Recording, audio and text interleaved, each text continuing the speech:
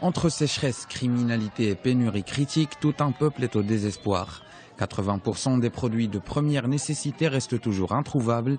Poussés par la faim, ce sont des milliers de familles qui conjurent le sort en tentant d'outrepasser la frontière.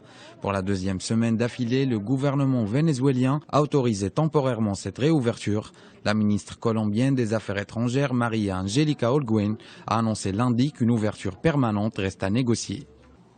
Nous œuvrons actuellement pour organiser cette frontière, pour qu'elle devienne une frontière migratoire efficace, ouverte tout le temps.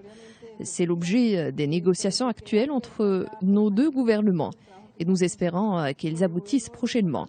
Nous avons également décidé qu'il n'est plus question d'une autre réouverture temporaire. Dimanche, près de 75 000 Vénézuéliens se sont dirigés à pied vers la ville de Cucuta, dans des queues interminables pour se munir en aliments et autres denrées essentielles. La frontière, extrêmement surveillée par des patrouilles intensives, n'a toutefois pas connu de confrontation. Ces derniers temps, nous devons attendre de longues heures pour espérer obtenir de la nourriture ou des médicaments de premiers soins. Nous ne trouvons pas d'aspirine ni d'insuline. Nos enfants ont constamment faim et certaines familles ne mangent qu'un repas par jour.